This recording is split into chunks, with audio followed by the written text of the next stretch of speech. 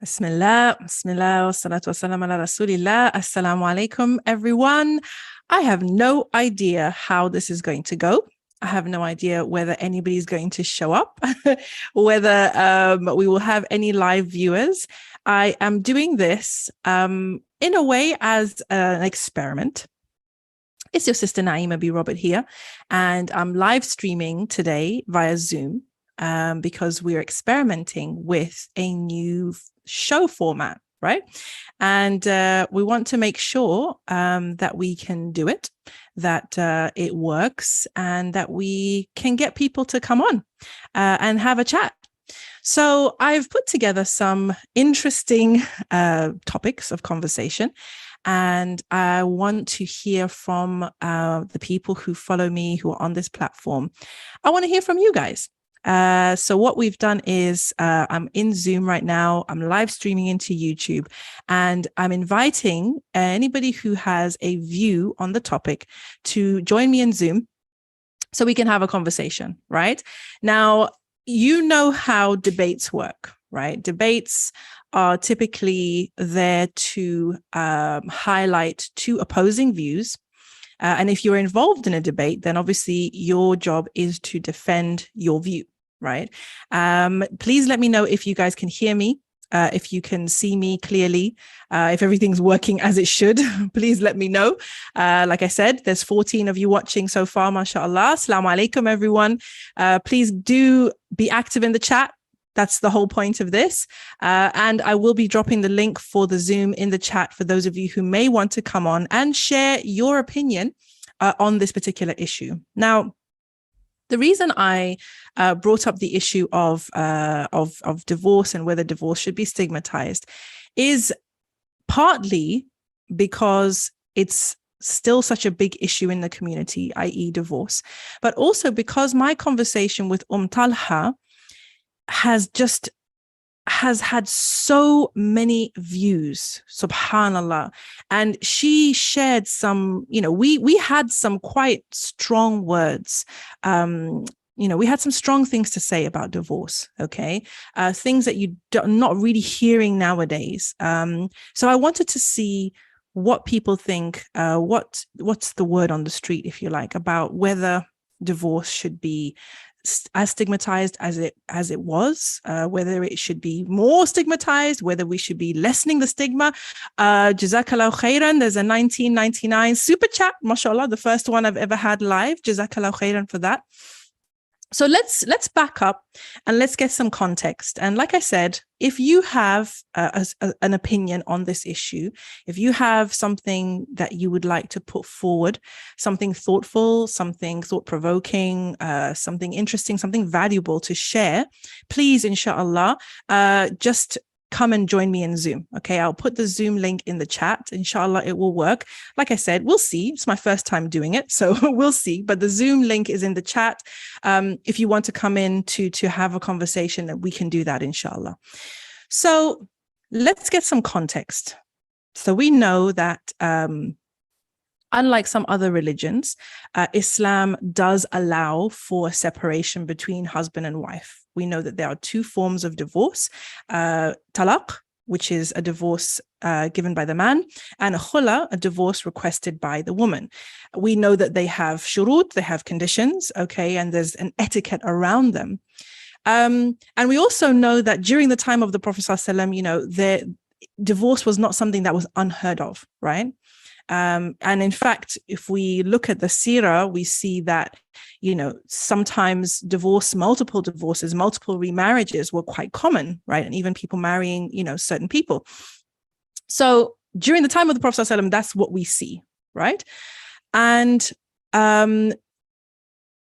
throughout time, it would be so wonderful if we had like a Muslim historian or somebody who was well versed in sort of the long view on Islamic history to give us context as to why in certain Muslim societies, divorce became something that is a complete taboo. And in other societies, divorce is acceptable, right?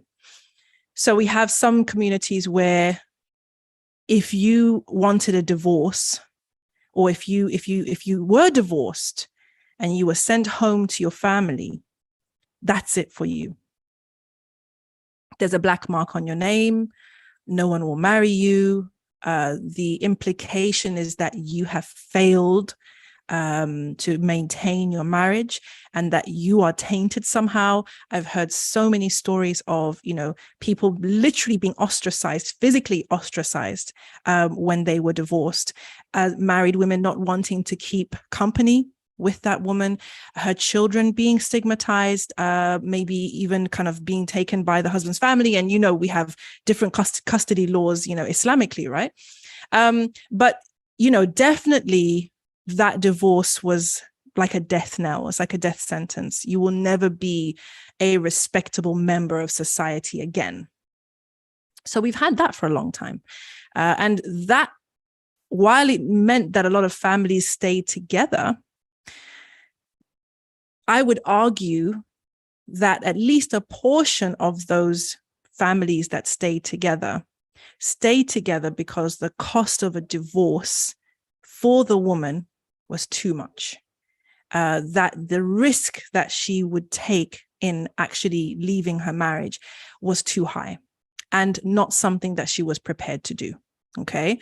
So you had this very, very, a lot of social pressure to stay in the marriage and to ensure that you do not get divorced. So that means that society, families stay together, but it also means that sometimes families stay together in less than ideal situations, right? So fast forward now to where we are today, because I would argue that divorce has been something that has been undesirable in every society. And, in the West, similarly, certain, sects of Christianity like Catholics don't even believe in divorce, right? It's not possible to get a divorce, right? So up until the 60s, when you could argue that divorce was something that was rare and it was serious when it happened, right? And you would never choose a divorce lightly because of the social consequences, because of the stigma. So again, the stigma meant that you would take it very seriously, but it would also mean that you may stay in a situation that, maybe is not an ideal situation, maybe is not a safe situation. Subhanallah.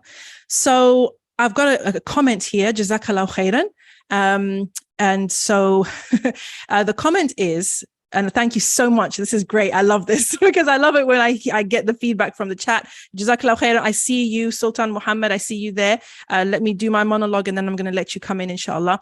But we have a comment here which says, what should be stigmatized is not divorce in and of itself, but where people don't take the institution seriously and don't go to reasonable lengths to save the marriage, especially when there are children involved. Divorce should not be done in haste. I believe a lot of marriages can be saved via reconciliation, etc. And I absolutely agree with that. I agree with that. Let me know in the chat, those of you who are listening, who are watching this, let me know in the chat what you think, whether you agree with that. I certainly think that it's spot on. I think that's very, very fair, fair way of looking at it. And yeah, it makes sense, mashallah. Is this a brother Sultan? Is that you? I need to make sure that you are able to actually use your camera because sometimes they don't let you do that. Are you able to come on camera or will you be off camera? I can't hear you. You're muted. So let's off camera. Fine, no problem. I'm going to ask you to unmute, inshallah, so you can share your thoughts with everybody watching. We'll need you to unmute, inshallah. Oops, so sorry. He unmuted and then I muted him. Sorry about that. Sorry, guys, my first time doing this. Forgive me for any glitches. Please do unmute again. I won't touch anything. Assalamu alaikum warahmatullah. Wa alaikum salam wa rahmatullahi wa barakatuh. Brother, welcome to the open mic. What are your thoughts, inshallah? By the way, they're not someone with great lot of experience, but it's just from what I've observed from other people's situations is that when this is done in haste, especially when there's children involved, it can have very negative consequences the children suffer. In a lot of situations, it can get quite bitter as well. Which can increase the stress loads of both parties involved. And I'm a strong believer, and one of the persons of knowledge said this, that in our times, and this is just general, not khas, is that if a marriage can be saved, it's a good thing, and I agree with that. Like I said, you could approach shuyukh. These days, you hear the terms therapists, and various other things therapies you could take. Maybe if somebody has anger management issues, and the list goes on. I'm no way an expert, but I think that until means have been exhausted, this is just me personally, I think that people should stay in the institution of nikah, and then if Qadr Allah, if things don't work out, then should go their way, and Allah knows best. Yes, Allah knows best for sure, brother. And jazakAllahu khairan for sharing that, because I think I agree with you.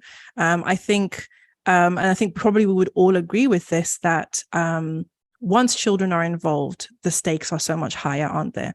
Obviously, two people who've come together in nikah, there's a reason why they came together, inshallah. Allah knows the reason. And, it's not just those two people that have come together. It's families, it's mothers-in-laws, fathers-in-law, brothers-in-law. There's a whole ecosystem that is built around this relationship, right? So that in itself is something valuable.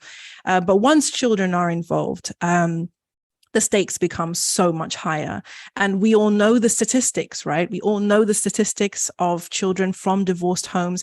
So again, going back to one of the comments in the chat, which is that, it shouldn't be stigmatized because Allah has allowed it. I think that is a simplification that it's not helpful, if I may say that. Just because something is permissible doesn't mean that we shouldn't be cautious about it, or shouldn't be circumspect, or kind of be wise about it, right? Because of the fallout, especially on the children. And this is something that, with speaking to sisters, and I've shared of my own experience here, is I think when sisters are in a situation that they feel is a bad situation, we know as women, when emotionally we're in a particular place, it can be very difficult for us to shift that. And it can be very difficult for us to see the forest for the trees, because all we can see and feel is kind of what is on us right now. Whatever it is that we're feeling, we think that he's a narcissist, or we think that he doesn't appreciate us, or we think that we're, whatever the case may be, we're in our feelings. And it's difficult for us to be able to see the big picture, right? So, I think today, because divorce is much easier now than it used to be. And brother, if you disagree, or anybody else, guys, feel free to chime in. I think because there is less stigma today, I think because it's much more common today in the wider society and with the Muslims, and also because there is an element of almost glorification of divorce and kind of being free and getting, free from this oppressive situation that you may be in. There's a tendency to glamorize the fact that, you can get out, you can be free, and you can live your life, right? And finally be yourself, and all of this type of thing. And I think that messaging is very, very damaging, because it really only tells a tiny part of the story, which is the woman's own personal journey in the short term, right? Brother, please, chime in, feel free, just unmute, inshallah. Again, this is not a sort of expert opinion or anything. It's just from my observations in society, is that, and this is, I'll pick my hand up, that it's a bit of a biased view, is that I found that when I hear about people parting company, especially when it's done in haste, or when others have felt that, it could have been salvaged, one of the end products that I've seen is that, quite often is that the sister, falls into low iman and a depression. And, and I think that can further sort of stigmatize. And I've heard on multiple occasions that, when this is done, there's still that feeling that, I made a mistake, or I want to get back with him. And so on and so forth. And That is, subhanAllah, you know, brother, what you just mentioned there is something that very few people talk about. We do hear, like you said, we hear about, and again, because I'm kind of plugged into more the sisters side of things, we do hear a lot of stories of sort of rebirth after divorce, right? Healing after divorce and kind of starting your life again, etc. But I think one of the things that we don't hear about, guys, is divorce regret. And this is what you're alluding to. It's that realization once the high, the dopamine, the endorphins, right, of no longer being in that uncomfortable situation that you were in before, once those chemicals settle down, once those emotions settle down, and you're now in the day-to-day reality of being a single mother, of being single, of, you know, managing the relationship between the children and their father, of your ex-in-laws and your ex and the new guy and all of this stuff, money, time, not having help at home, you know, certain things that you may have taken for granted when you actually had a man in the house, that you realize, oh my God, like, oh, so that's what he used to do the whole time. That divorce regret is not something that people are brave enough really to talk about. But I think it's important to, because there's sisters out there right now who are feeling like, oh, I can't breathe in this marriage. I can't breathe. I need to get out. So-and-so did it. So-and-so did it. That sister seems to be okay. And because they're not being honest, or they haven't necessarily been very honest about the reality of what it's like to kind of live with that, you know, it's like I said, this rosy picture, right? And like you said, the decrease in iman. Because again, sorry to go on, guys, but again, I've said this before and I'll say it again. Sometimes the value of your husband, when you see that he's not giving you what you need or what you feel you need emotionally, for example, or even financially, for example, we can tend to make that the whole story. That's the whole story. He's not doing what he's supposed to do. He doesn't understand me. He doesn't get me, whatever the case may be. And we don't take a moment to pause and look at, yeah, but what is he doing? How, in what ways is this working? In what ways am I better off in this situation, right? How is this situation actually safeguarding me, protecting me, right? We very rarely do that. And it's only when the situation is broken and you're out of that situation that you realize, oh, wow, okay, I really am out here on my own, responsible for everything, tired all the time, you know, all of those things. And guys, just a caveat, we are not talking about, you know, extreme situations. So anything to do with abuse, domestic violence, drug abuse, and all of those types of things, we're not talking about those. And we very rarely talk about those on this channel, because most of the time, the things that people are separating for, from what I can see, is like low level conflict, right? There are extremes, of course, but we're not talking about the extremes. So, brother, did you want to add in anything else before you hop off? And does anybody else want to jump on and come with a view? We've got some great chat going on here, mashallah. Love to hear any other views, either. Yeah, wa alaikum salam. I just got a few just random thoughts or points, whatever. Go for it. I think that your mindset before marriage can determine how you are during marriage. So maybe, you know, if people did some good homework, shall I say, if that, I don't know, I can't think of a better term. Yeah. You know, maybe they might not have trouble in their marriage. Maybe better due diligence. I mean, going Agreed. back a decade or two ago, and there was a time I'd hear stories about people meeting at Dhuhr time and doing the nikah at Asr. It's not. I'm not saying it's not. I'm not saying it's, you know, haram or anything like that. But it's something I don't advise. I think that in our time, where it's easy for certain people to, let's say, put a mask on, I think good due diligence is good and healthy. Agreed. So guys, let's take that as a point. Let's take that as a point, inshallah, that, obviously if we want to avoid more divorces, we need to make sure that we do our due diligence beforehand and choose more carefully. So I think that's a very, very valid point. jazakAllahu khairan. We had some people who had come into the Zoom, but they've opted out. So that's fine. Alhamdulillah. Let's have a look and see what's going on in the chat. So we've got some sisters here saying, I don't regret my decision. Alhamdulillah. I'm glad that's the case. And another sister said, I don't regret mine because he wasn't providing anything, for sure. And, this isn't really a situation of blaming the woman. That's not what we're here to do. And as I said, some people, we know that there are situations where they are not meant to be together. Like they're just bad for each other. Okay. We know from the seerah examples of a woman who married a man who loved her to pieces, but she couldn't stand him and she couldn't give him his rights. So the Prophet ﷺ said, can you give him back his garden? She said, yes, khalas, that's the end of that. Right. So let's try not to take anything that's said here personally, because there is nothing personal. We're just having a conversation. So for sure, I know of women who have been divorced or who have asked for a divorce, and alhamdulillah, it was the best thing for them and their children. But there are also, and we do hear about those, but there are also others who asked for divorce or pushed for divorce or whatever the case may be, and found that the grass wasn't greener on the other side, right? And so we need to also be honest about that as well. Because as somebody said in the chat, the grass isn't greener on the other side. It's, it's greener where you water it, and I think, like you were saying, Brother Sultan,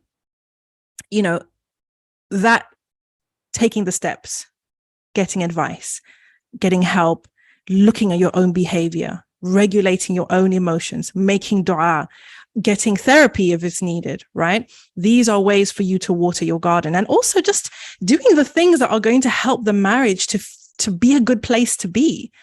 One of the things that used to upset me so much, I remember back in the day, was how many couples I would hear of who, mashallah, like they were married and they had children and they had a family, but they never had any nice times, like there was never any effort. This is back in the day, by the way. Sorry, guys, I'm showing my age here.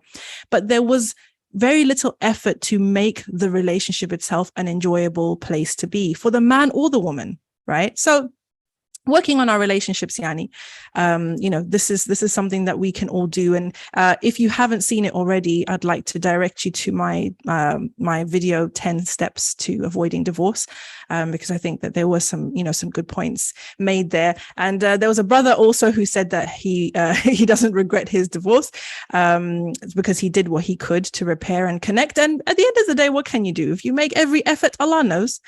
So let's see what else there is in the chat. Let's see some opposing views. Wawa says it should be stigmatized because people are very casual about it. Yes, well, this is interesting. YTK says it should be a last resort, but sometimes it's necessary. There's abuse of the woman, molestation of children, drug, alcohol issues in the community. So don't blame anyone for leaving those situations. And I completely agree with you. I think it's sis. Nobody is blaming people who are coming out of those situations, because we all know, we all know the basic standards, right? We all know what is intolerable and what is dangerous for us in this dunya and akhirah. We know what those situations are.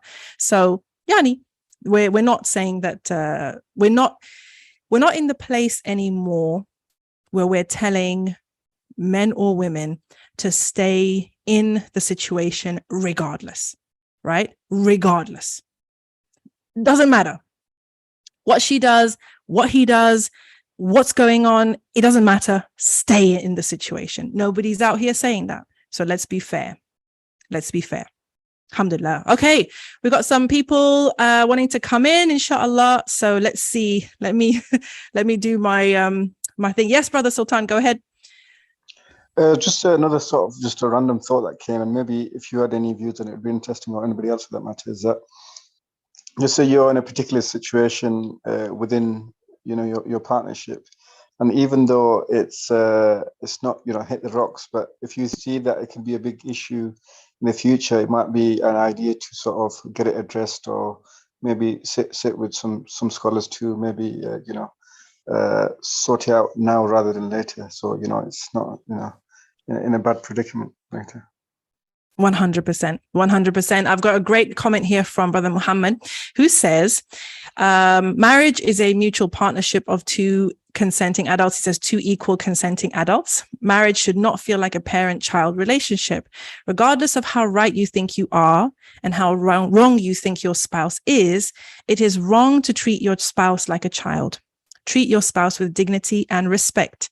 Embrace your spouse's unique individuality. Consider your spouse's preferences, feelings, choices, and opinions.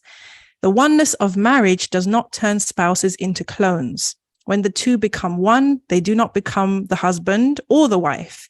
Even identical twins think differently. Good point. Just because your spouse sees things differently does not make them wrong. Create an environment in your marriage where each spouse has the freedom to express their Allah-given unique individuality. Celebrate your differences. Do not let them separate you. How does it feel to be in a marriage where your feelings, choices, and opinions are not considered? Whew, jazakAllahu khairan, Brother Muhammad. That is a whole word right there, mashallah. What do you all think of that? Sound advice? Do you think that many people see marriage that way? Do you think not enough of us do? Again, this is a mic. It's an open mic, guys. It's time for you. It's not really a space for me to speak, because if it was just for me to speak, I would just do a video and go live and we wouldn't invite anybody onto the stream. But you guys are invited to come onto the stream and to take part, mashallah. And Ahmed says, just seeing the rate of divorce globally makes the idea of approaching a girl scary. Well, what I would say to that is that, at the end of the day, whatever is written for us is written. So take heart in the fact that just because there is a global trend, just because there is, like statistics that prove X, Y, and Z, is not a proof that that's what's going to happen to you necessarily, right? You may need to do more due diligence. You may need to work harder at it, or whatever the case may be. But at the end of the day, the outcome is in the hands of Allah.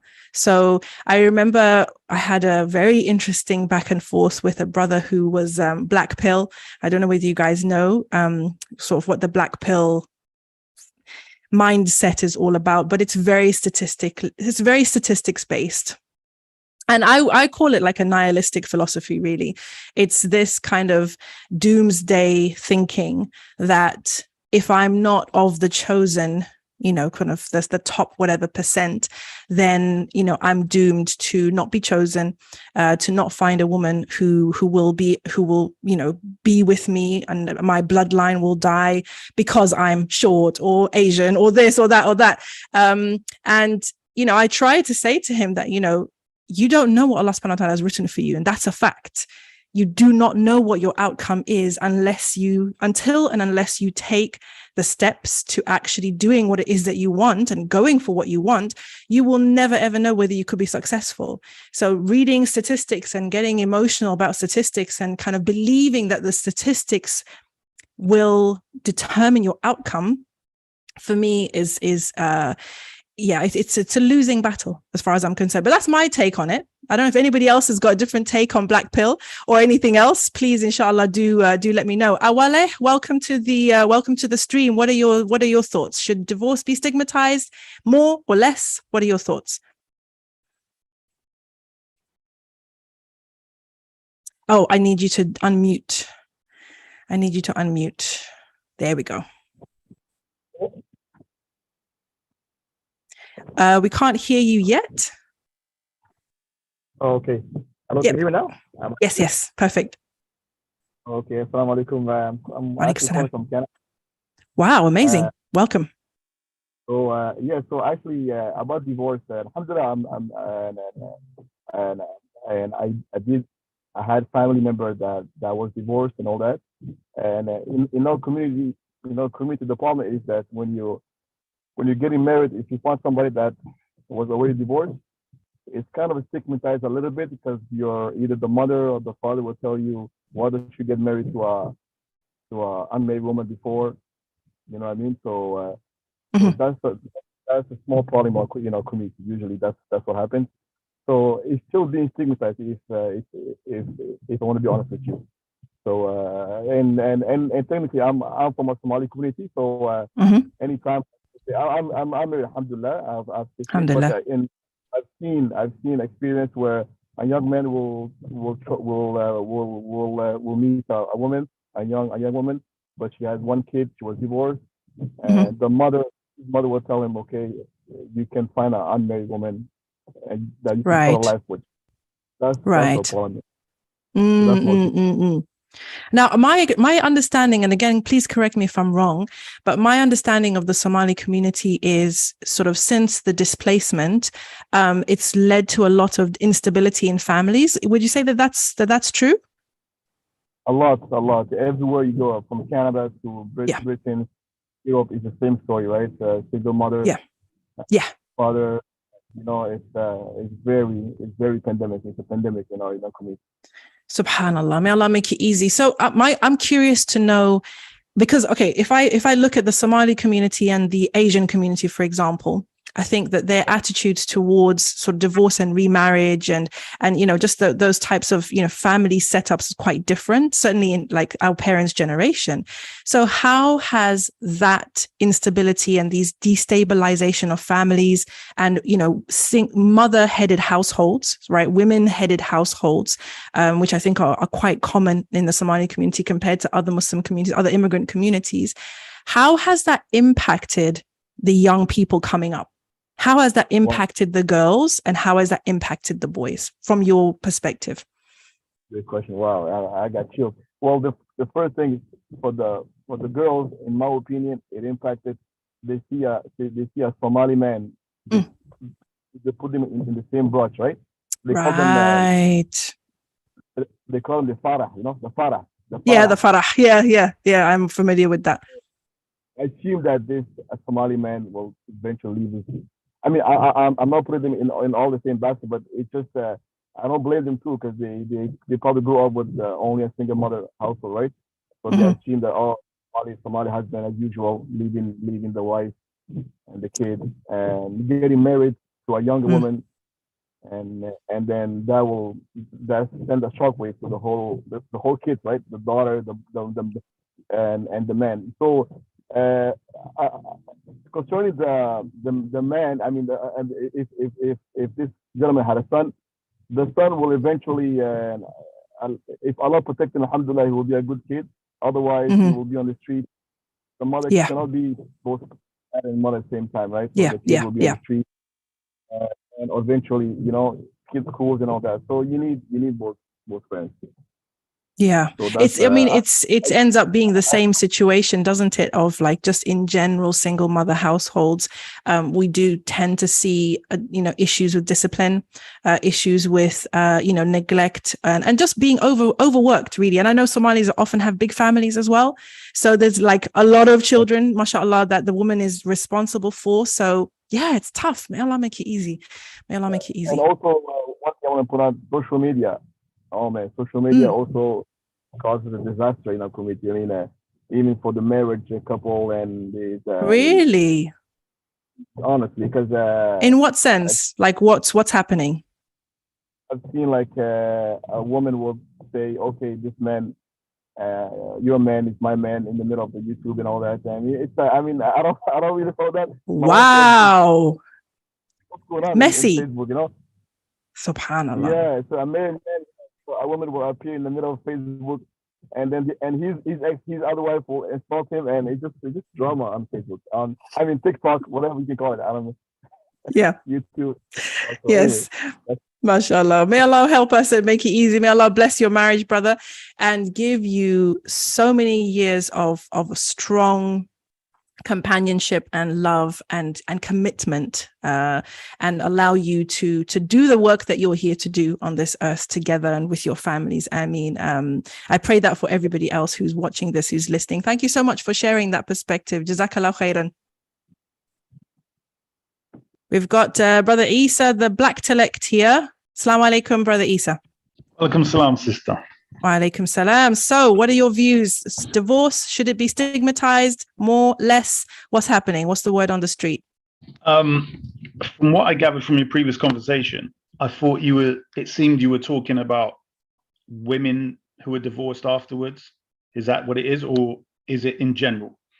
Men, is that what I kept it open because it's not Okay. really about stigmatizing divorcees. I didn't say divorcees. It's just Okay. divorce in general, Got as you. a thing. So we've been having a conversation about, the sort of the history of divorce within a Muslim communities. Whether it's been something that people have kind of taken in their stride, or if it's been like that's the end of the world for you, and also looking at changing attitudes towards divorce today and the kinds of reasons that people are divorcing today, and whether we need to start having conversations about, hey, do you know what, it's not all rosy after divorce. It's not like this big freedom ride, that you go on and all of a sudden your life changes and you can be your own person and all of this. So these are some of the things we've been talking about. What are your views anyway? Okay, so for me, it's a much bigger thing. It's more to do with my approach to a lot of this is this. Subconsciously, the true firm belief in Islam has really been attacked by the scientific theories. So a lot of people's faith, I would say true faith in the hereafter, has really been kind of dismissed. Really, like when you get up and go outside your house, you have faith, let's say that a bus is going to arrive and so on. Yes. That's reality. Yeah. When we were all living in our different countries and so on, the general people, Christians believe this, the culture over here believe that. We were all sort of on the same level. Yeah. Now that science has taken us, down to quantum physics, etc., and we're kind of following them. It's not like we're getting new theories from our own channel, our own perspective, from our own scholars. Fair enough. Therefore, we're using their technology, their science, and we're kind of behind them. So that's true. The general masses of Muslims, I think from what I can see, they generally would take them as the leaders in everything else. So it becomes a faith that's more of a culture. And then, even then, we're imbibing their culture because, everything else that they've come with appears to be superior. Yeah. So when they have all the answers. Exactly. So, a lot of us, let's say a lot of Muslims would go to their therapist, their this, their that, whatever it is. It's kind of like we have to study their courses, then come back and then say, oh, I've got this qualification here in this. Right. And then here's a solution. Yeah. When it should be, this is the Quran, this is the sciences that the Prophet, peace upon him, brought, Sunnah, etc. Here's our solutions direct from us. And, it may not be calculated that way by most people, but when you think about it, that's how your subconscious is going to calculate. It's very basic. If you've got the word of Allah, supreme wisdom of everything, but yet human beings over here are telling you more than you know about what your Lord is telling you, it kind of indicates that they know more than your God. That's the kind of thing that's kind of what your subconscious is. It's very, you might not like it. That's uncomfortable. That's very uncomfortable. It's very basic like that. Yeah. The subconscious doesn't really have all of these other ins and outs. Do you get my point? Yes. It's very basic.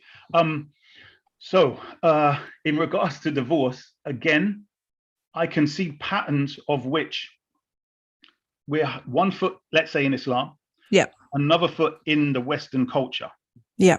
So we come with the idea of marriage and how it's supposed to be based upon the traditions, let's say, of ancient Arabia, right? Of the Sahaba, how we read it. Yeah. And then we're trying to mix and match that culture with modern day lifestyle. How is that? It doesn't work, especially with all the things that we do watch on TV, no matter what, right? The lifestyles, the talk shows, whatever it is. That's true. Yeah. Mix and match, a lot. I think you heard me on the show with the other brother. I can't remember his name. What's his name? Anyway, he's got a new app out, NSN, whatever. No string. Yeah. Anyway, what was I saying? Sorry. But my main point is this. We need to get rooted in our own sciences of life in every subject from the Quran. If it doesn't work that way, if it doesn't come back to that, we are really not going to have any real foundational basis for telling children that are grown up in the internet age. If I don't know how old you are, right? But All I know is I remember the days when there was no internet. And I'm me too. thinking the dependency that I have with the internet now. Yeah. When my phone broke and so on, I was like, right, you know? So imagine if you didn't know anything else by the time you were 10, this was your whole thing. I'm suggesting that your neurons are growing with the internet being a norm. For sure, 100%. Yeah. I used to go to the library and have to wait 4 weeks for a book for them to order from the British Library and all that. Do you see what I'm saying? It's completely, it's a rewiring. It's a complete rewiring of knowledge and the way that we gain knowledge, right? Because as you're saying, you had have gone to the library, wait 4 weeks, read the book, right? And then kind of distill what you need to distill. Now you just Google it. Just go to YouTube, you literally go to YouTube and search it up, go to Google and search it up. It's a complete rewiring. Sorry, I interrupted you. Please continue. No, it's fine. Because how can I put it? We really need to understand psychology. For me, the main thing is psychology, right? How the mind works, how we deal with whatever we're facing. And I think the scholars need to study psychology because they're teaching it according to tradition. Since colonization, tradition has to change because the leading system that we all seem to follow when it comes to everything else other than Islam, right, which we follow tradition in, is another system that you could say is anti-Islam. So, the children are kind of like, well, religion's sort of become a backstory. Your version of Allah, etc. It's kind of like Christianity has become to the normal cultural name. You see what I mean? It's to be honest, Muslims are walking around with blinkers. The scholars, it's all about the hereafter, and I'm saying, well, Islam brought a balance between this world and the hereafter, and that means you have to catch up with whatever system is around you, and that's to me is the job of the scholars. So I would say they're not doing their job. It's as simple as that. A lot of them are staying wherever they are in their little holy group.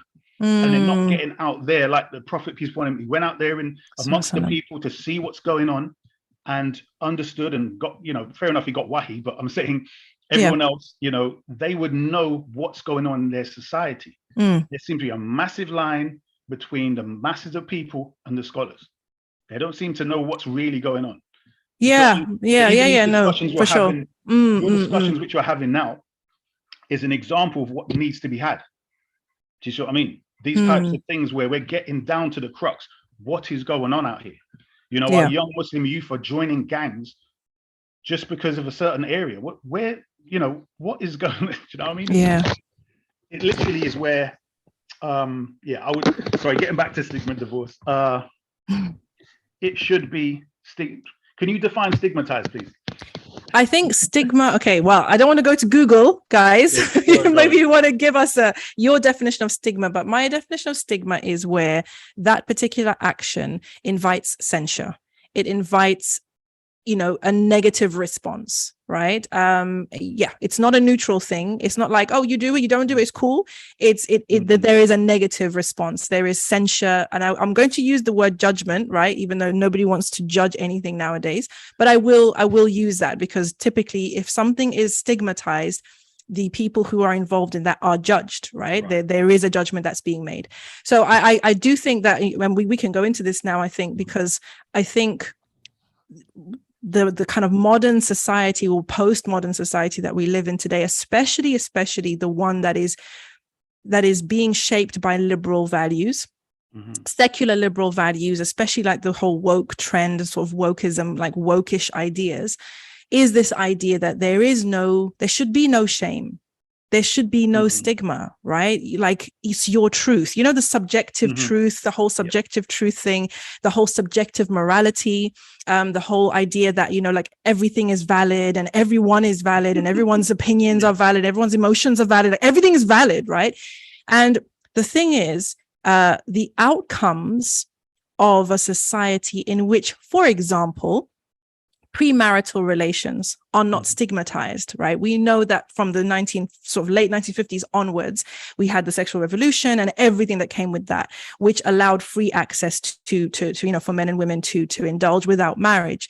And if we look at the impact of that on society, on generations now of children, across the board, but in particular communities as well, you'll see that those outcomes were overwhelmingly negative. For example, single motherhood, teenage motherhood, right? And in a world today where we don't stigmatize, where there is no shame, where there is no censure, I think that, alhamdulillah, as Muslims, and this, sometimes people feel like annoyed with this, that why are Muslims so uptight? You know, Muslims need to embrace XYZ. We need to let go of shame. You know, we need to stop stigmatizing. And this is definitely a result of the environment that we're in today, which is this extreme secular liberal, you know, come as you are, do whatever you want, right? So when Muslims talk like this, I can tell that they've been on that side of the camp, right? But my point is, what people don't realize is that, yes, it's not nice to be shunned. And it wasn't nice to shun a woman who got pregnant before marriage. It wasn't nice. Nobody liked that. Right. It wasn't nice when they used to take away the babies and put them in orphanages, for example, which is what they used to do. Right. It wasn't nice, but it meant that there was a consequence for certain actions. And now that we don't have the consequences, what are we seeing? We're seeing a society where it is absolutely normal for 11, 12, 13-year-olds to be sexually active, where, you know, girls can be mothers many times over by the time they're 22, 23, 4 baby daddies and everything that goes with that, because there is no stigma, because there is no shame, because it's like, it's cool, it is what it is, you know? So Muslims that are pushing against our kind of moral certitude, if you like, need to be aware that when you take that away, you will go down the route of everybody else. Because as soon as it's okay for, I mean, we know what's happening in the community already, right? In the Muslim world, that those barriers are being broken down, but there's still a stigma attached. It's still not okay. It's still not celebrated like, yeah, everyone's doing it. It's not like that yet.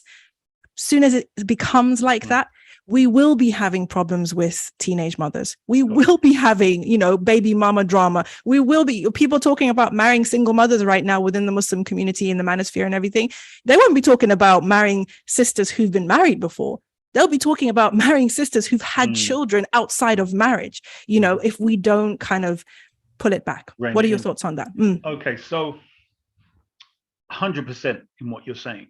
But before I go there, I want to ask you, what do you think of the way in which it appears there is a bias towards the females? In other words, if they are, because remember, they're the ones that get divorced, right? Easily, so to speak.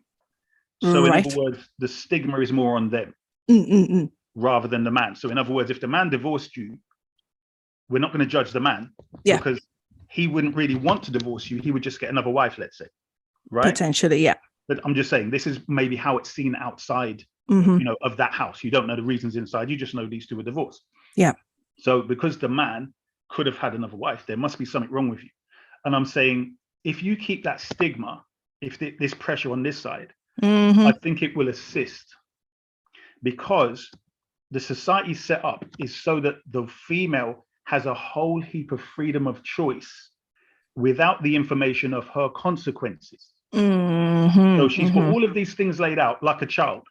You spoil a child, and you don't say, well, you know, once you keep spoiling this child, when it gets older and it needs to do things for itself, it's going to look for mummy and daddy to keep helping it, and they're not going to be there all the time. You see what I'm saying? You don't discipline your child when it goes to school. It's going to try and mess around, and some other kid's going to put it in its place or smack them or something. So similarly, you're given all this freedom without being told the consequences. And it's the society as well. So one of the problems is we don't have communities.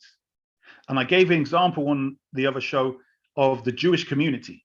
Yes. They kind of dismiss you out of the thing. You're like, your cousins stop talking to you. Everyone's, you miss closeness of the community. So when we're called insan, from what I know of the root word of this, it's about, what's the word that was used? Basically, it's about the humanity, the unity of human beings being together.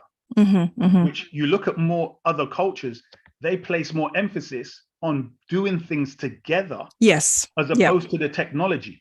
And that's why they didn't need to do all the other stuff and have all these other things to occupy their time, because they loved the company that they had with each other. Yeah. You get what I'm saying? Yeah. So it's kind of like we need to. Sorry. So you were asking a question about what I think about the bias. Balance, I think right. the balance. And what was the exact question? Right. So what I was coming with that, the Prophet, peace upon him, and Allah has said that the wives have to obey the husbands, right? And that you shouldn't refuse a husband on a hot stove, on the back of a camel, etc. But then I don't know if you know, a lot of people didn't know this hadith, where the Prophet, peace upon him, said, if you are not good to your wife during the day, do not expect her to be good to you at night. Okay. So I'm saying this is the advice to the man, and this is the advice to the woman. So we're told, the man is told basically in this scenario that Allah hates divorce and his throne shakes. So that's to the man who has the power to just divorce. So on both sides, the female is tempted out there. Yeah, I can divorce. I've got all this support. I can get a couple of kids and I get a flat and blah, blah, blah, blah, blah. But the stigma of being the divorcee, the woman, if the society kept this up, where it's embarrassing for a woman to say, I've been divorced.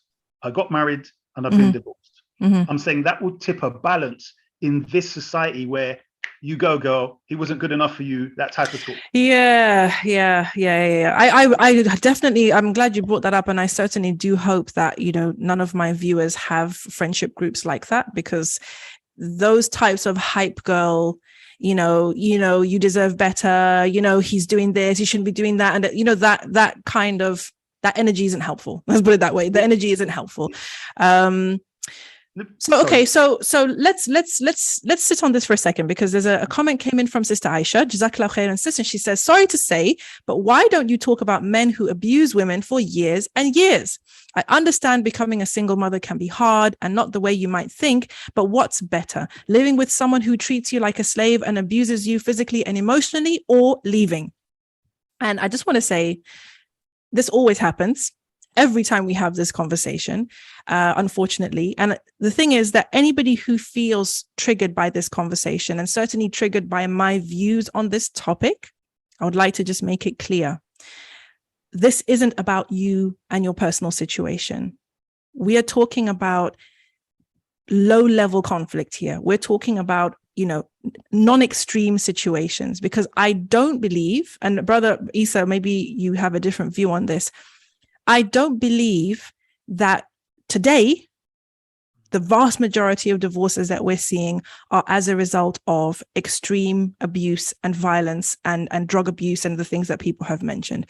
I don't think that that's the case today. I don't know. What do you think from what you've seen anecdotally? I definitely agree. That is not what's happening. It's kind of like, as I said again on the other show, they are going into these marriages mainly based upon the passion part. So, they want to get certain fancies in their head fulfilled.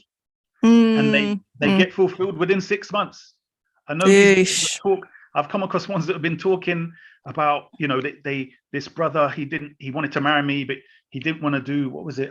He didn't want to, do his part in the marriage and get a job or whatever it was. And, they found the one. And then 6 months later, they were divorced. And I'm like, well, because you were not looking deeper into what your marriage is entailing. Before, when we used to get married back in the day, even in the UK, but let's go back to the traditional Muslim places, it was a whole village and culture. So you would have the female and her cousins coming around, her sister, everyone's getting together around you, having a baby. As I said again, the company is what's going on. It's the community. It's the community. Form these similar households where you get married, you go to your house, you're in there with your husband, you have your children, and you're living this lifestyle, kind of on top of each other. It's and needing so much from this man. Guys, I just want to speak to the sisters for a second here, because I've said this before. I'm gonna keep saying it, because nobody can argue with me on this, and I do. And if you can argue with me on it, come into the stream, because I challenge you. What I believe is that our generation of Muslim women, and definitely the ones after us, we have been conditioned to see intimate relationships in a particular way, to have certain expectations of our intimate relationship. And I'm going to say intimate relationships because it's not marriage. It's not marriage. And any auntie, any church elder, any imam, any scholar can tell you marriage, the way that we know marriage to be and have always known marriage to be as human beings forever, looks nothing like the romantic relationships that we see in movies. It's just two completely different concepts, right? We are primed for romantic relationships. And if people think that the romance and the passion is the basis of the relationship, because that's what we've been told. But as you know, up until very recently, people didn't even think that romantic love belonged in a marriage at all. Like if you had a romantic love, that's an affair. Okay, that's a dalliance. That's not your wife. That's not your husband. And if you go into the history, guys, you'll see this, right? Especially in the UK and in the West in general, you'll see marriage is an institution. Marriage has always been seen as a duty, as something that is about building, about legacy, about family, about community. It's not about you. It's not about how high your emotions are or how this guy fulfills you or makes your dreams come true, puts you on this pedestal, makes you feel like the only girl in the world. You know, those stupid songs that you guys see out there that everyone thinks, oh my God, like gold. That's not marriage, right? So unfortunately, Muslims, like everyone else, we have drunk that Kool-Aid. Now, I argue that the sisters get it worse than the brothers. I think the brothers do have a certain element of conditioning from society when it comes to sort of how to be as a man and, you know, and kind of how to make your woman love you and the kind of things that women want, etc. There is that conditioning. But I would say that girls grow up with this idea, the Disney fantasy, right? The Hollywood, the Bollywood, and we literally get married, we perform nikah, and we expect that from our husbands. And when we don't get that, we are disappointed, we're frustrated, we feel like I'm missing out on this love affair, that I'm due, I deserve this love affair. Like everyone has the one, right? Everyone has the one, the soulmate. This guy's not my soulmate. He doesn't think that I'm the cutest thing in the world. You know, he doesn't make me feel like X, Y, and Z. Like he's not the one. And that's, subhanAllah, I believe that until and unless we can detox from those narratives and start to get back to what marriage is really about according to our deen, which is, guys, a way to earn Jannah, a way to get closer to Allah subhanahu wa ta'ala, to earn his pleasure and to get into Jannah. Until we put Allah subhanahu wa ta'ala back at the center of our relationships, this train is going to only go one way. I don't know what your thoughts are, Brother Isa. And anybody else who wants to come on, please, inshallah, join the stream. I would say with that, I'm always about, well, you have religion and then you have its implementation and practice, which becomes culture. Yeah. So you would need to literally have a understanding of Islam in whichever country, place you are. Mm-hmm. And it seems, again, there is a failing of adapting the Islamic teachings to that we're living in now. And it's kind of like we're still dizzy and dazed from the colonial period. It's like we're still, you know, like when a kitten falls over and then it shakes its head. Yeah. It's like, where am I for a bit? We're still in that phase. Yeah. You see what I mean? If you think about it, the predominant culture here has been the Pakistani culture, mm-hmm. Islam. And their country is what, 65 years old? So they're coming from trauma, right? Right. Yeah? Mm-hmm. So that was all trauma. They just had to move from India to Pakistan and all of that. And there was war, Bangladesh, the rest of it. So even they've had to deal with that issue of a new identity. Mm-hmm. And then coming over here to a new culture, different language, all of these. There's so much issues, so many problems of ingredients in this thing. You mentioned something about the women. What was it you said? Sorry, what was it you mentioned about the women just now? Just that we've been conditioned to expect the romantic ideal of a relationship. I was suggesting when we go into marriage, and advice that anyone asks me, is that rather than look at all the good things you're going to get, look at all the bad things and the hardships that you have to overcome. Okay. When you're getting in this relationship. Oh. And deal with that first. So once you look at all the problems, what's the potential problems we're going to have? Monetary, this, her attitude, his anger, this, whatever it's going to be, right? And then once you've got that down on the table, then maybe you can go into this and say, right, yeah, we can somehow work this out. Because we're living in a time where what was normally the elders, the aunties, the uncles, the culture dealt with, we don't have to Google and look up psychology and sociology studies or whatever it is. It's kind of like we're not doing what would have been done by the extended family. Do you see what I'm saying? Yeah. The culture would have taken care of all of these other issues which we have. I mean, me personally, I've kind of come back to believing that getting married, let's say a girl who's 14 and a boy who's 16, and it's literally, they don't know any better. They just think this is normal. Yeah. Just arranged marriage, semi-forced, so to speak. Right. Yeah. This is the way it's supposed to be. They don't know anything different. Right. I feel that's the best way now. What I'm seeing out there, girls of 12, 13, 14, what I'm hearing about, at school and etc. I think, much better than that is just if they was told, this is your husband, this is your wife, that's it. You say that, and it's a wonderful fix all, but these kids ain't about that life. That's the only problem.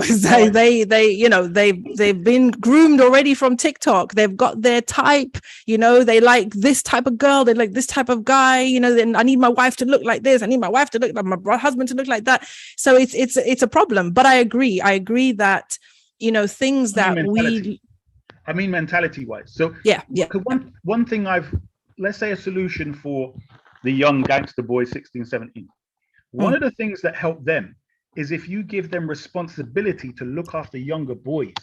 If you said to, let's say 5 or 10 boys of 16, 17, etc. We want you to oversee a football match. Right. 10-year-olds or 7-year-olds. Right. Yeah. That responsibility will give them a sense of self-worth, etc. Agreed. When they're doing it. So when I'm saying what I said in relation to the arranged marriage, I'm saying if just the mentality was thrown into the younger so that they can then reflect on themselves. I mean, I don't know about the Muslim girls, but I can, from what I know, most of the non-Muslim girls, especially in London, by the time they're 14, 15, they're no longer so-called pure, right? Yeah. So I'm saying just that mentality alone will make them reflect.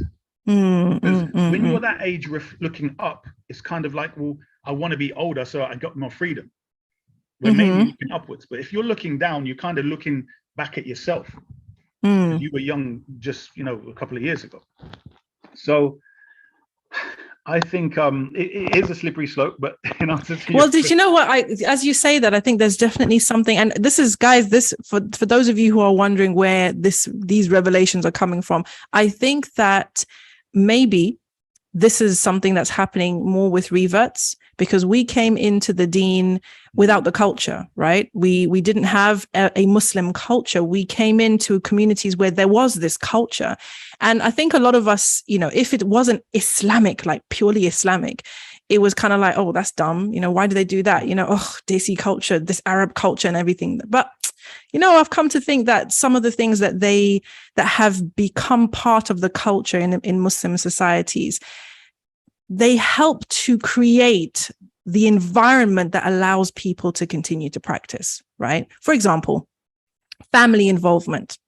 As reverts, we're just on our own thing, just doing whatever we wanted to do. As we came up like that, our parents most of the time didn't, have that much control over us, didn't really have a say in what we did and where we went and who we dated and all of that kind of thing. And when we became Muslim, a lot of us didn't involve our families even in the process of finding a spouse, right? I don't know whether that's your experience as well, brother, but certainly the communities that I was in, non-Muslim family were not involved in the process. So we kind of come in, especially if we marry other reverts, and it's literally just you two and your kids, and maybe everyone else in the family is not Muslim. So then we look at Asian families who are extremely involved and invested in their children's lives. Okay. I would say, maybe, anyway, what works. But my point is, we would look at that and say, oh, that's too much. That's intrusive. Like, they don't have the right to say this. And how come they can force you to do that? And what do you mean they chose such and such for you, right? Not realizing that one of the reasons why, and I made this point before, is that there are brothers out there today that are struggling to get married, right? Because for whatever reason, they don't have what women today are looking for, right? They don't have the height. They may not have the looks. They may not have the charisma. Okay. Maybe he's overweight. Yeah. Maybe he's just not that pleasing in the face, or whatever the case may be. And I see those brothers and sisters as well, actually. And I think to myself, a generation ago, you would not still be single. Your parents would have hooked you up. Like, your parents would have found someone for you. And we know people even of our age group who, if they were trying to find a spouse today, they wouldn't get anywhere, because they're not what the market is looking for. They're not what the sisters are looking for, etc. But mashallah, because they were part of a system where it's not about you and your charisma and your looks. It's about, what can we arrange? Like, who do we know? Like, who can we bring in? What do you have to bring to table? What kind of deal can we make? I think that there is definitely something to be said for looking at some of those traditions and those cultures and saying, which ones have actually helped us to progress and which ones are actually regressive, if that makes sense. But yeah. 100%. I mean, the thing is, we've sort of fallen, it would seem for me, back in the day, young girls and boys were engaging in more traditional play times. So let's say a girl might want to help in the kitchen. Yes. Want to help clean and whatever. And it was still, that stereotype of whatever you're doing. The boys are out here doing this, the girls are out here doing that. And because they've had a severe attack on what the female is supposed to be doing, I keep saying it's like, because the females are saying they're equal to men in this culture. Yeah. They've left their own pillar, their own pivot. Agreed. Which they used to spin and moved it away. And now they're spinning in so many circles around. It's just like, well, we're supposed to be equal to you. That means we have to keep trying to keep up with what you're doing. And there's so many different things, but we're also females. And they just don't know, their identity isn't rooted in anything that can give them a clear line to decide what they want to do and should do. I agree with you. And I think the line is about priorities. And those of you who have caught my conversation with Brother Nasir, check out episode 2. It's coming out on Saturday, Candid Conversations. And we talk about this issue of priorities, right? Yes, sisters, those of you who are out there who are bristling a little bit, we know that sisters are more than capable of, smashing it in high school, doing fantastically well at university, master's, PhD, running your business's career. We know this. Yeah, it's been proven time and time again. But as women, and especially as Muslim women, we need to make sure that we get our priorities straight, because this society encourages us to prioritize the things I just mentioned: making money, making bank, securing the bag, getting your education, being independent. That's what society is priming you for, to be this independent, strong woman who don't need no man and all of that. Society is doing that. But if you're going to play the game and win, you need to realize what your priorities as a Muslim woman are. Deen first, okay, first and foremost before anything. And really looking to say, why did Allah create me? What are my priorities, right? What should I be aiming for? So just like you put time and effort into your studies, into your university degree and all of these types of things, you'll find that those same sisters, when it comes to finding a spouse, they make hardly any effort. Even though if you do find a good man and you marry him and the two of you create a home together, that's going to be the joy of your life. It's not the career. It's not the PhD. It's not the accolades of the world. It is this piece of legacy and history and amana that you've been blessed to create with this person. And that's the thing that all these 40, 50, 60-year-old feminists out there, they got nothing to say now. And no, it's true. And this conversation about, women being independent and strong. And somebody said in the comments as well that women are outperforming men and the women are doing much better than the men, et cetera, et cetera. Those messages are very cute when you're in your 20s. It's fantastic. when you're in your 30s, it can also slide, because a lot of women nowadays, mashallah, they still look very young when they're in their 30s. Trust and believe. Sisters, you can, and brothers, you can write this down and you can take me to task on this. And I had this conversation with my sons as well, because they were saying, Mom, leave the girls to do what they want. Like, they're happy. They're living their best lives, right? Like, let them, like, stop being hard on them. And I said, listen, the only reason I'm speaking is because I know that this kalam, this rhetoric of strong, independent women don't need no man, men are trash, and secure the bag and get your own place and get your own house and get your own car and have your business and have your girlfriend and your girls' trips and all of that stuff. You hit 40 and you have not secured a marriage and children and building a family, they will have nothing to say to you, because when you hit 40, 50, 60, it's not cute anymore. And there are no more marketing slogans. There's no more dollars being pushed your way to get you to delude you from your reality, which is that you're by yourself and you've missed that window. And unfortunately, sisters, the truth of the matter is there is a limited window, right? You don't have forever. And if we're going to be smart in this world that we're living in today, you need to look at the ones who went before you and reflect on their regrets. Because for sure, there is not a single woman or even man out there really who on their deathbed says, I wish I'd worked harder. We know this. That's not what we're here to do.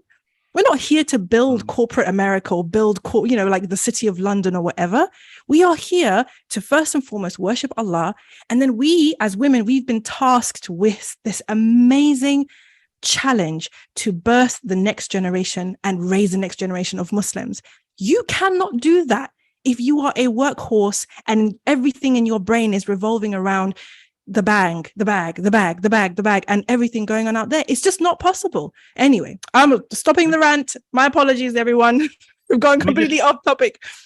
Can I respond to that? One of the things I've noticed is when it comes to this so-called equality of women in the workplace and being independent from men, it very much was about having illicit relations. So you can get your money, get your own place, and then you can be free to have your so-called fun for your years. Yeah. And that's what that's all about. Whereas a logical thinking person would think, well, you know what? Why would I want to work? Do you know what I mean? If I get a partner, as in a female, she would get a husband and get him to work. Why would you want to have to get up every day and go out to work and da-da-da? I mean, it's only because of the imposition upon females, and then the stigma of being a stay-at-home mum, being well, you ain't got no sense. You're dumb. You're this. You know what I mean? You're kind of useless. You're not equal to the man, because you're there is that. But then there's also, I think that there is also some kind of community trauma, which involves the narrative that men cannot be trusted to look after us. And whether that comes from what happened in your family or things that you saw, or just the narrative, right? You can never rely on a man. What if he leaves you? What if he goes and marries somebody else? Do you understand? Like that is, I believe, Sister Juwairiya is here, mashallah, assalamu alaikum, sis. But I believe that what you're saying seems to make... You're saying. You're talking about the reality. I'm saying from the perspective of the system that implemented it and promoted it. That's what they had in mind. Right. But what you're talking about is the experience of somebody who's auntie and this person and that person who said, well, my auntie, she put in all this work. She reached 40 and then he left her and da-da-da-da-da. She got no qualifications. What can she do? Do you see what I mean? Yeah. There's a balance. I'm sorry. I don't care what anybody says. Everybody can have their own opinion on this, right? I don't think the answer is to go back to a time when women finished school at 14 or 12 and got married at 15 and had children for the rest of their lives. I just don't think that is the world that we live in. I don't think that is what the deen religion requires of us. I think there is a potential for a balance there where a woman is not completely incapable of managing herself and her home and taking care of certain things, and also raising children that will be able to perform in the society that we live in, right? I feel that there is this kind of tendency with certain speakers and certain people to say we need to just erase everything that happened and go all the way back. But I just think that that's unrealistic. But Sister Juwaria is here. She's got her hand up. Assalamu alaikum, sis. Welcome to the conversation. Thank you. How are you? I'm good, thank you. Our first sister of the night. Yes, wonderful. Okay, so I want to speak to the brother who was talking. Listen, brother, at this point, first of all, financially, sometimes the woman doesn't have the choice of staying at home because financially she has to get a job to help out, to do the bills, the skills, school. But in today's age, we don't have that. We don't have that choice of staying at home and my husband will go to work. Because my husband is doing 9 to 5, he's constantly 7 days a week, he doesn't see the kids, he has no connection. All the kids see is mommy. As far as they know, daddy doesn't exist. Daddy's home, he's sleeping. Because then there's no relationship between the father and the children. Then the mom is she's the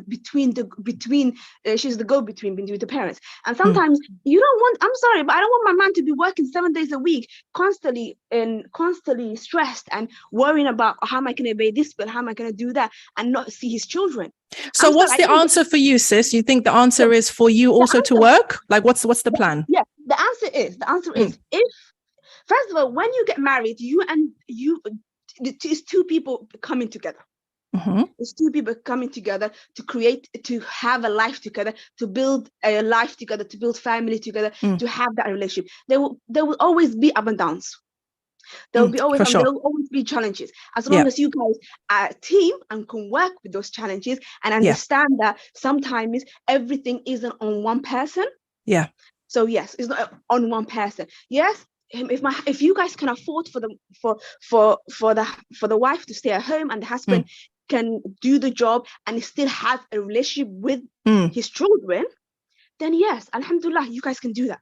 But sometimes it's not possible. And sometimes I've noticed with a lot of men use work as an excuse not to spend time with the children. Okay, now this is a different situation, right? This is a different problem that we're talking about. So let's go back to the marriage thing. At this point, yes, as you said, Sister Naima, we've all been Bollywood, Hollywood, like, oh, I love you, I do this, like the whole romantic, which is bullshit for me. Stuff. I never said that. No, you didn't say that. You didn't say that. But the whole no, and like the marriage is like, you know how they do in the movies and the TV shows and the books, how they romanticize everything. You don't know, I believe you don't know somebody until you guys are living in a house together.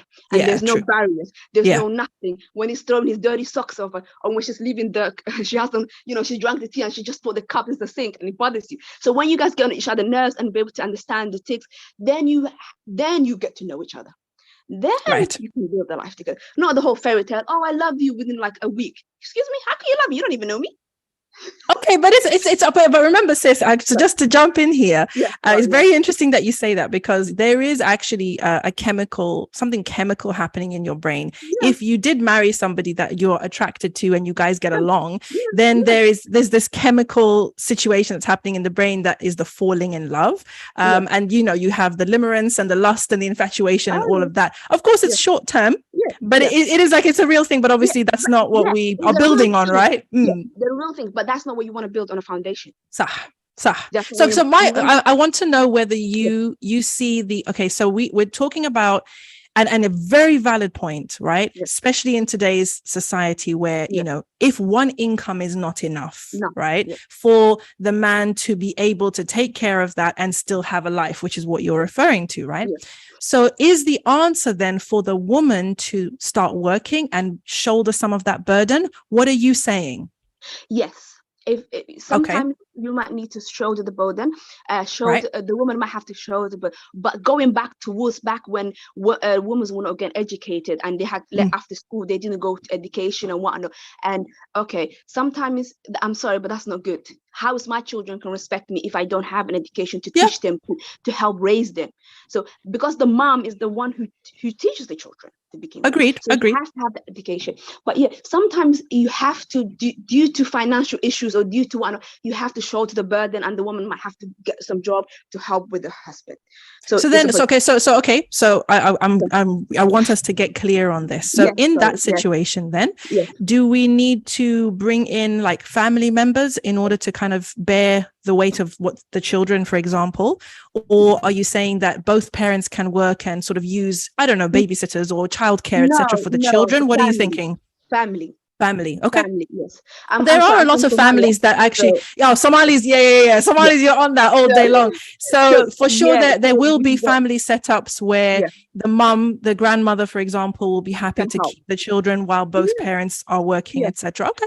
I'd like to know what everybody else thinks of that. That's a very, it's something that is working and people are making that work, aren't they? Brother Isa, do you have a problem with this situation here where you've got family members that are kind of bearing, what's your take on it? Well, yes. I mean, that's when I was saying community and the aunties and so on, that was the norm.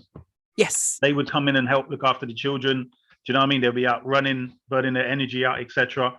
They'd have so many aunties and even uncles to go to. Yeah. But like I said, we're squeezed into this, the house that we just live in. So definitely they're there as a backup. And that's your support network. Yeah. When she mentioned, she said she disagreed with me on something when she came on. I wasn't saying that the female shouldn't get educated. And I do think that the wife, if need be, should work. But the system is set up so that relations happen in the workplace. It is set up in that way. The mentality of this, the women working, is, how can I put it? The whole culture lends towards that way. Are you talking about workplace affairs? Is that the issue that you're kind of highlighting? Oh, I see. Okay. I didn't realize that's what we were saying.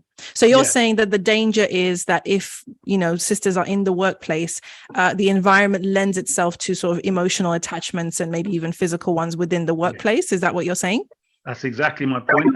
And I think where a lot of brothers might have an issue with that because we're supposed to be territorial anyway. But I'm saying the way in which things are set up, so many women, Western women, non-Muslim women complain about, harassment in the workplace. You would have thought by now they would have had ways and means of saying, well, here's the women's section and here's the male section. But for some reason they haven't. But yeah, these are the things which can cause issues with that. And I think it's definitely not something unheard of for a couple when they're having conversations like before marriage to have a conversation about work, right? And I've definitely heard it being said from a brother to say if it's a halal environment, like I don't have a problem with that. The issue is that most of the environments are not necessarily halal in that sense, if you're talking about no mixing. And of course, the things that people have trained long and hard for typically are not necessarily going to be like that. But it's up to us to make those choices, right? And as women, we have a responsibility here as well. And this is something that we mentioned on the Candid Conversations show, which is that if you are going to invest time, effort, and resources in getting an education, get an education in something that you will be able to use in a halal way, like for real, right? Not something that you're kind of saying, it's for the sake of the ummah and but actually, I know I'll be able to practice this either from home or on my own terms or in a Muslim environment or in a Muslim country or, or distance or in my own space or whatever. So I will have control over my working environment. It's something to think about if you've got the option to do that. Juwayriya, what's your comeback? Yes. Brother Is was talking about at workplace and the emotional attachment and whatnot. Brother, you do realize brothers also have that issue. So it's not just the women, it's the fact that the brothers are in that environment with those women who are in a mixed situation. So they can develop emotional whatnot. They can develop one. So for sure. it's not always just the sister.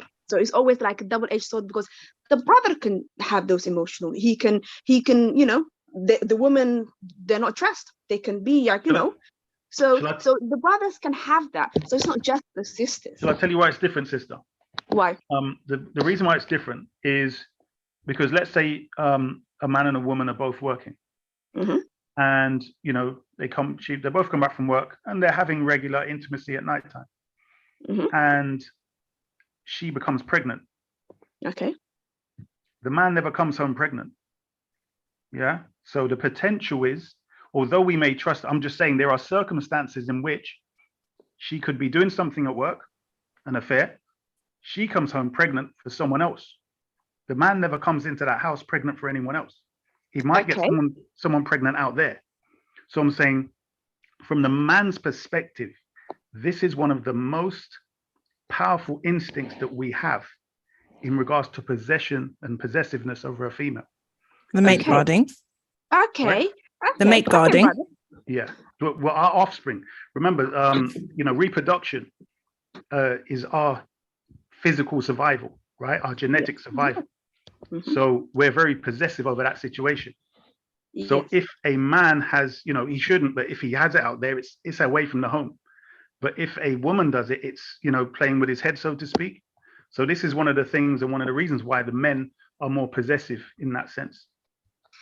Okay, listen. Okay, first of all, if a man, maybe a woman can get pregnant, a man can't get pregnant, but the fact that he's disrespectful enough to do that is both of them. She's disrespectful enough to do that to her husband, and he's disrespectful enough to do that to his wife. It doesn't matter if he can get pregnant or not. He can get someone else pregnant, and then that is he has a child out there that he's responsible for.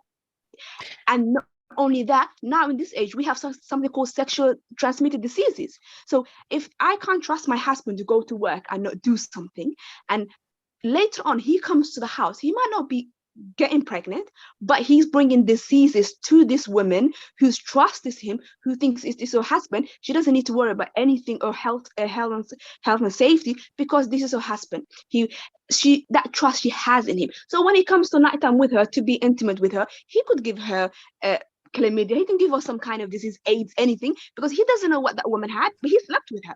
And so he gives her that. That is worse than her getting pregnant. Because wait, guys. Stop. Wait a second, guys. Wow. We've gone like left on this topic. We're left on that side. Because now we're talking about workplace affairs and people bringing babies home and STDs. Okay, right. This conversation is not about men and women working in mixed environments, because we know Islamically that it's the prohibition on mixing is for men and women across the board, right? But we also know that the man is the one who has the responsibility of earning a living, that Allah subhanahu wa ta'ala is going to question him about. We're not in that position, alhamdulillah. So that's, I think, why you'll find that there is a kind of almost a blind eye being turned to certain work environments, right, that are not ideal, but at the end of the day, he has to do what he has to do, right? Now, I'm not making excuses. I'm just saying that this is the reality that we live in. Right? Yes, he has to. He's the provider. And I'm sure, and I think, you know, even though, mashallah, some of us would not like for our husbands to be in an environment where there are women around, etc. At the end of the day, you know that his imperative is to provide for the family, and you know we need to support each other in that, right? So, Farhia. Sorry, Juwaidia. Sorry, I saw someone in the chat who was here. Sorry, Manish. Juwaidia. So we had a conversation about families helping to kind of families being available to help support couples that both need to work. Now, I want to say something on this point, right? And this is something that I need the women of my generation and the one coming up to pay attention to, right? Because a lot of the structures that we need as community, right? Women, especially women. I'm going to talk more about women on this, right? Because especially as women, you know what it's like, sis. We lean on each other. Your mother, your sister, your aunties, we need them. It's like Brother Isa was saying about, you know, that village, right? It taking a village to raise a child.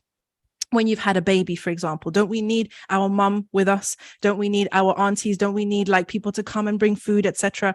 And also when our parents become elderly, right, they need usually like their daughters or their daughters-in-law. Now, one of the problems that we will, I'm sure, start to see, and I think we are already seeing, is that when all the women are working, because of economic situations, because of everything, whatever, she studied for this, those social and community roles we can't play those roles anymore, right? So my mother may need a carer, but I've got a job.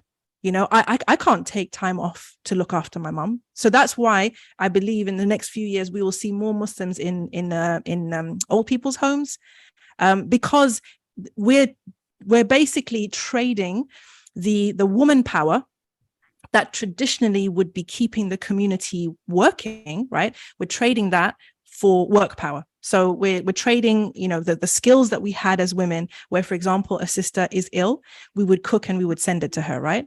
If everyone's working and everyone's stressed and they've got their 9 to 5 and they've got their kids, who's got time to cook? Who's got time to even cook for their own families, let alone cook and send to the sister? You know what I'm saying? So those community bonds that we've taken for granted for a very long time, if we're not careful, we're going to lose all of that. And our daughters will grow up not even seeing that. So the whole thing just becomes lost. I know we're kind of going off on a tangent here, but Sister Juwadia, what are your thoughts on the divorce topic before we wrap this up? Because it's been a good one, mashallah. But what about the stigma? Should we have more stigma, less stigma? And are you Somali, sis? Yes, I'm Somali, yes. Talk to me about divorce in the Somali community. We had a brother on here before, mashallah, who had some interesting views. What do you say about it all? Somali divorce is very, very quick sometimes. Right. Literally, I was in Somali a year back or so, and I was speaking to this girl. She was so young. She's like, and she wanted to get married, and I was like, honey, you're not even puberty. Relax. Okay.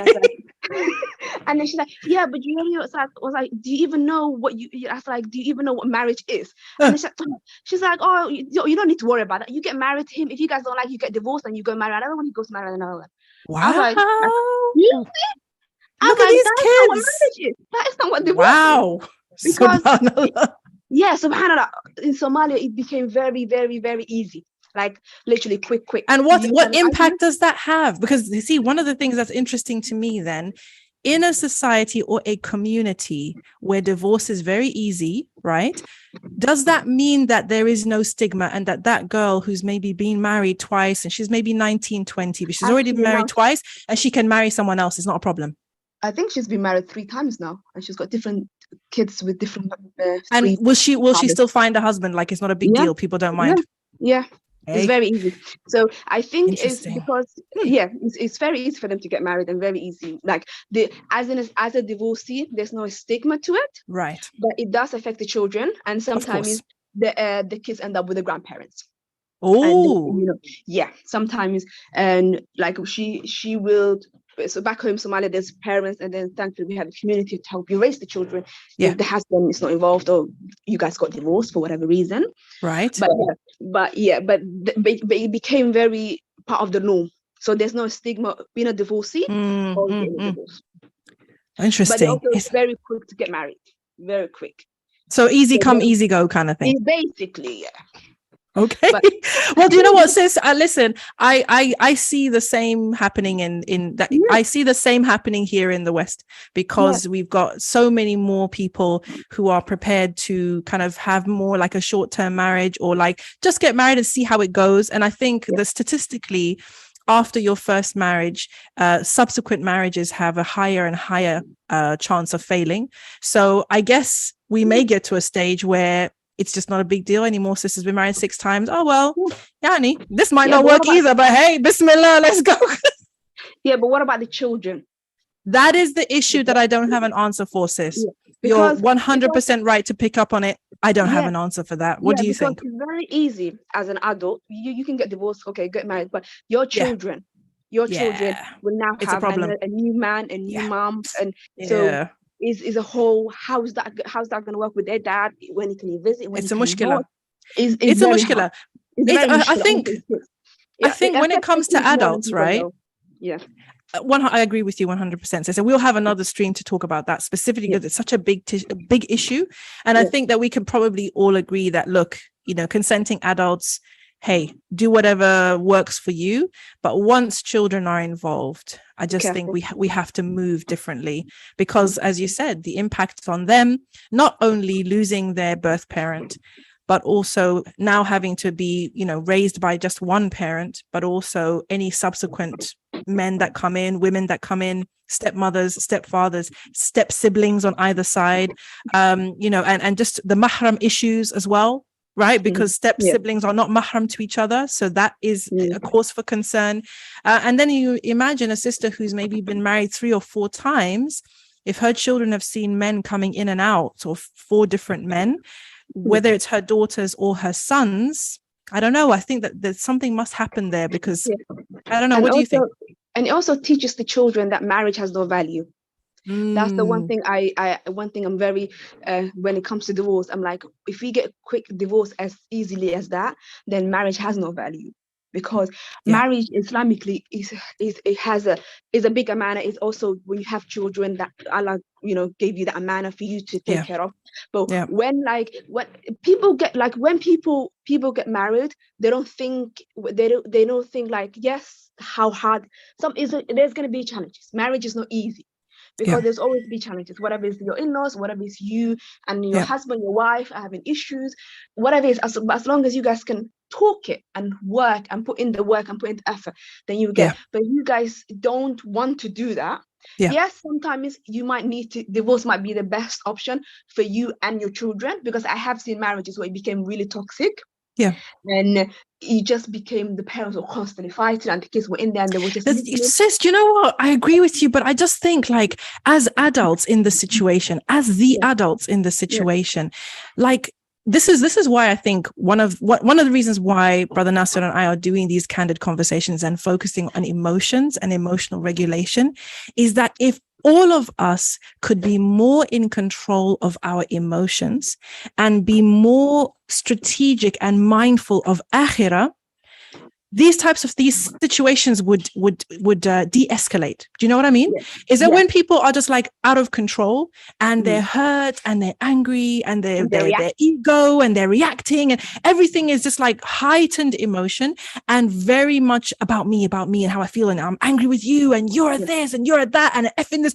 Subhanallah, like it's like we find it easy to fear Allah on the street and in the masjid, but when it comes to our spouse, it's gloves off, I'm gonna tell you as it is, I'm gonna give it to you, it's astaghfirullah al-azim. And sometimes children hear that. Sometimes children hear that, and you're like, and one of the things is like, I feel like if you guys gave each other time, sometimes when you have kids, you get busy with the kids, you get busy with the work, you get busy with the household, whatever. So you don't have time for you and your husband as a wife and a husband.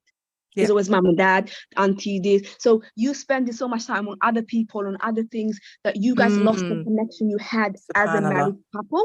Wow. So you guys sometimes need to take a time out just for you. For you and your wife, and you and your husband, just to take, even if it's just, if you need to drop off the kids at a friend's house to sleep over, or your mom's or whatnot, just to take a time out, just to be. So many people, so many brothers and sisters, as I said earlier in the stream, right? They don't have any activity that connects them as a couple, and I have some friends of mine who, like, they've never gone out, just the two of them, in the last 10-12 years. And I'm like, your kids are big. Like, what do you mean? It's not even like you've got babies. These are big kids. What are you doing? I just want to say a big shout out to the super chat that came in. JazakAllahu khairan. Never been getting super chats, mashallah. Thank you so much, Deco, for the 1999 super chat. We appreciate you, mashallah. Okay, we've got Juwaira. That's been so good. Our Brother Sultan is back in the room. Brother Sultan, what do you have to say about this? What are your thoughts? I don't know if you're wrapping up or not, but there's one thing that I think is really important to keep in mind for people who are contemplating this, is the hadith about the throne of shaitan in the sea and how he sends people out. And one of the most beloved sort of people of his followers that he loves is the one that separates men and women. So don't let him win. That's all I'm saying. Yeah, no, 100%, brother, because definitely like divorce is a big win for shaitan. Shaitan loves and appreciates the shayateen that split the husband and the wife, and he gives them the most props, subhanAllah. Sister Naima, I just thought of one thing. Mm. This is for my sisters. If you're having problem with your husband, do not share it with your friends. Big word there. Big word. Because your friends, like, if you, let's say you're really angry with your husband, and you're frustrated with him for whatever reason, do not go out and vent it to your girls. Because they're like, oh, he's this. They're not gonna say, oh, you know what, maybe you're not looking at it like this. Yeah. Maybe, calm down and rethink. Yeah. They're gonna hype you up. They're gonna be like, this is what I was saying about the hype crew. Exactly. Yeah. And then you might end up divorced, and they're like, oh, I didn't tell you that. I didn't tell you to get divorced. Yeah, so it's true. And another thing, sister, can I just add to that as well, is that try, if you can, to maintain the company of married women who are like in stable relationships. Don't you think that that's important? Yes, that's important. Then maybe like, let's say you in this lady's married woman, still, even sometimes some of them who've been married longer than you, they might have advice for you. Like, you know what? Don't rush. Just do this. And talk to him, try this. So they have experience. They went through the trials. They actually been there. So they went. But if you go to your single moms, single friends, or and single moms as well. Single moms, they're not good either. Yeah, they're not gonna tell you. They're gonna be like, oh, kick his ass, get rid of him. He's not good for you. He's lazy. He's not helping you. And he's like, I've heard a lot of things, like a lot of oh, he doesn't help around the house. He doesn't help around the kids. He doesn't do that. And I'm like, sometimes he's been out working all day. He's tired. Give him a chance. Cut the guy some slack. Cut the guy some slack. Because if you kick him out, you're doing everything by yourself. And that means everything. Everything, guys, everything. So let's not like hype up we talked about this already, right? Hype up the idea of, oh, alhamdulillah, I'm free of him, yani. Wow. I just want to just address one thing. A sister asked in the chat, she said, what do you mean step siblings are non-mahram for each other? I mean exactly that. Okay, if you marry a man who has children and you have children, those children are not mahram to each other, the boys and the girls. They can marry. Okay, so just be aware of that. All right. The stepfather is mahram to the girls, your daughters, and you, his boys will be mahram to you. You can't marry them, but your children that you have individually, they are not mahrams to each other. So you have to kind of bear that in mind as well. And it can be an issue, inshallah. Okay, guys, listen, it was wonderful. I really enjoyed this stream. It was my first time doing it. I want to thank everybody who came on live. Unfortunately, they couldn't see you in YouTube. So if you watch the YouTube video, guys, you're just going to see me the whole time. I don't know why. I will need to sort that out, inshallah, from the tech side. But alhamdulillah, I think we had a good conversation. I think some good stuff came out of it. I want to thank everyone who came on the stream. And alhamdulillah, the internet was okay. And if the internet's okay, then, mashallah, I'm not complaining. So thank you, everybody. We really appreciate you. Make sure that you tune in on Friday, because we're going to be doing a live reaction to my single sisters videos, the famous ones from 2019, the ones that some people absolutely loved and some people absolutely hated. We're going to be doing a live reaction to those, and you'll be able to come on the live stream and give your thoughts on the advice that I gave to sisters about raising their standards, and about single women, do you really need a man? If you've seen those videos and you know what I'm talking about, inshallah. So please do join us on Friday night. We're going to be live here, and please do share this stream with other people if you found that it was useful. Hit the like button, guys, and if you're not subscribers, then make sure that you subscribe, and I'll see you again soon, inshallah. jazakAllahu khair. Have a fantastic evening, and we'll see you on the other side. We're out. Assalamu alaikum wa rahmatullahi.